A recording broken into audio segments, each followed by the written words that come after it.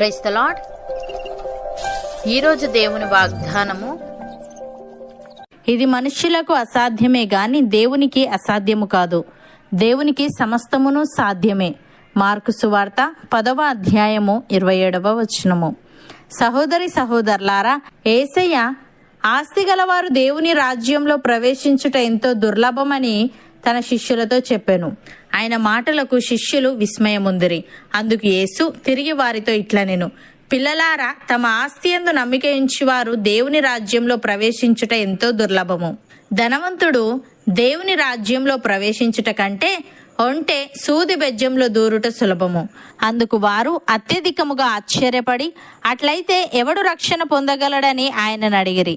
యేసు వారిని చూచి, ఇది మనుష్యులకు అసాధ్యమే గాని దేవునికి అసాధ్యము కాదు. దేవునికి సమస్తమును సాధ్యమే అనెను. ప్రియులారా, యేసయ్య తన శిష్యులకు దేవుని రాజ్యంలోకి ప్రవేశించడంలో ఉన్న కష్టాన్ని గురించి బోధిస్తున్నాడు. ఇది మనుషులకు అసాధ్యమే గాని అని చెప్పడంతో మనుష్యుల యొక్క పరిమితులు మరియు లోపాలను తెలియజేస్తుంది. మానవులు తమ స్వంతంగా కొన్ని విషయాలను సాధించడంలో వారి అసమర్థతను నొక్కి చెబుతుంది. అలాగే దేవునికి అసాధ్యము కాదు, దేవునికి సమస్తమును సాధ్యమే అన్నమాట దేవుని యొక్క సర్వశక్తిని మరియు మానవ అంచనాలను, అవగాహనను అధిగమించగల ఆయన సామర్థ్యాన్ని గుర్తు చేస్తుంది. ఇది దేవుని సహాయంతో ఎటువంటి అడ్డంకినైనా, ఎటువంటి సవాలునైనా జయించవచ్చు అని విశ్వాసులకు భరోసాను ఇస్తుంది. భక్తుడు ఈ విధంగా అంటున్నాడు, యెహోవా, ప్రభువా, సైన్యములకు అధిపతియగు యెహోవా అను పేరు వహించువాడా, శూరుడా, మహాదేవా, నీ అధిక బలము చేతను, చాచిన బాహువు చేతను భూమి ఆకాశములను సృజించితివి. నీకు అసాధ్యమైనది ఏదీ లేదు. నీవు వేవేల మందికి కృప చూపుచు తండ్రుల దోషమును వారి తర్వాత వారి పిల్లల ఒడిలో వేయువాడవు.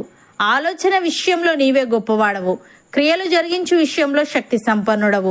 వారి ప్రవర్తనలను బట్టి, వారి క్రియాఫలమును బట్టి అందరికీ ప్రతిఫలం ఇచ్చుటకై నరపుత్రుల మార్గములన్నిటినీ నీవు కన్నులారా చూచుచున్నావు. నీవు ఐగుప్తు దేశంలో చేసినట్టు నేటి వరకు ఇజ్రాయేలు వారి మధ్యను, ఇతర మనుష్యుల మధ్యను సూచక క్రియలను, మహత్కార్యములను చేయించు నేటి వలె నీకు కీర్తి తెచ్చుకొనుచున్నావు.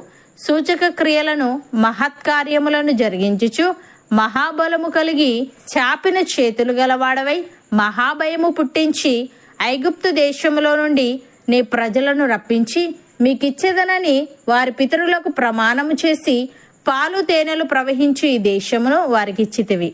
వారు ప్రవేశించి దాన్ని స్వతంత్రించుకొనిరు గాని నీ మాట వినకపోయిరి, నీ ధర్మశాస్త్రమును అనుసరించకపోయిరి. వారు చేయవలనని నీవు ఆజ్ఞాపించిన వాటిలో దేనిని చేయకపోయిరు గనుక ఈ కీడంతయు వారి మీదికి రప్పించి ఉన్నావు అని. ప్రియులారా, మీరు అవిశ్వాసులతో జోడుగా ఉండకూడి. నీతికి దుర్నీతితో ఏమి సాంగత్యము, వెలుగునకు చీకటితో ఏమి పొత్తు, క్రీస్తునకు బెలియాలుతో ఏమి సంబంధము, అవిశ్వాసితో విశ్వాసికి పాలెక్కడిది, దేవుని ఆలయమునకు విగ్రహములతో ఏమి పొందిక. మనము జీవము గల దేవుని ఆలయమై ఉన్నాము. అందుకు దేవుడు ఇలాగ సెలవిచ్చుచున్నాడు, నేను వారిలో నివసించి సంచరింతును, నేను వారి దేవుడనై ఉందును, వారు నా ప్రజలై ఉందురు. కావున మీరు వారి మధ్య నుండి బయలువెడలి ప్రత్యేకముగా ఉండుడి, అపవిత్రమైన దానిని ముట్టకూడని ప్రభువు చెప్పుచున్నాడు. మరియు నేను మిమ్మల్ని చేర్చుకొందును, మీకు తండ్రినై ఉందును, మీరు నాకు కుమారులను కుమార్తెలునై ఉందురని సర్వశక్తి గల ప్రభు చెప్పుచున్నాడు. అపోస్తలుడైన పౌలు ఫిలిప్పీలకు వ్రాస్తూ ఈ విధంగా అంటున్నాడు, సహోదరులారా, మీరు నన్ను పోలి నడుచుకొనుడి. మేము మీకు మాదిరి అయి ఉన్న ప్రకారము నడుచుకొని వారిని గురిపెట్టి చూడుడి. అనేకులు క్రీస్తు శిలువకు శత్రువులుగా నడుచుకొనుచున్నారు. వీరిని గూర్చి మీతో అనేక పర్యాయములు చెప్పి ఇప్పుడును ఏడ్చుచూ చెప్పుచున్నాను, నాశనమే వారి అంతము, వారి కడుపే వారి దేవుడు. వారు తాము సిగ్గుపడవలసిన సంగతులు ఎందో అతిశయపడుచున్నారు. భూ సంబంధమైన వాటి అందే మనస్సు నుంచుచున్నారు. మన పౌరస్థితి పరలోకమునందున్నది. అక్కడ నుండి ప్రభు అయిన యేసుక్రీస్తు అను రక్షకుని నిమిత్తము కనిపెట్టుకుని ఉన్నాము. సమస్తమును తనకు లోబర్చుకొని జాలిన శక్తిని బట్టి ఆయన మన దీన శరీరమును తన మహిమగల శరీరమునకు సమరూపము గల దానిగా మార్చును అని. సహోదరి సహోదరులారా, యేసుక్రీస్తు నిరంతరము ఉన్నవాడు గనుక మార్పులేని యాజకత్వము కలిగిన వాడాయను. ఈయన తన ద్వారా దేవుని యొద్దకు వచ్చువారి పక్షమున విజ్ఞాపనము చేయుటకు నిరంతరము జీవించుచున్నాడు గనుక వారిని సంపూర్ణముగా రక్షించుటకు శక్తిమంతుడై ఉన్నాడు. పవిత్రుడును నిర్దోషియు నిష్కల్మషుడును పాపులలో చేరక ప్రత్యేకముగా ఉన్నవాడును ఆకాశ మండలము కంటే మిక్కిలి హెచ్చైన వాడునైనా ఇటు ప్రధాన యాజకుడు మనకు సరిపోయినవాడు. అవును అన్నవారు నాతో పాటు ప్రార్థనలో ఏకీభవించండి. పరిశుద్ధుడా, ప్రేమగల తండ్రి, ఇది మనుష్యులకు అసాధ్యమే గాని దేవునికి అసాధ్యము కాదని, దేవునికి సమస్తమును సాధ్యమేనని, ఆలోచన విషయంలో నీవే గొప్పవాడవని, క్రియలు జరిగించే విషయంలో నీవు శక్తి సంపన్నుడవని వ్రాయబడి ఉంది. తండ్రి, నీకు స్తుతులు. దేవా, మేము నీ యందు విశ్వాసముంచి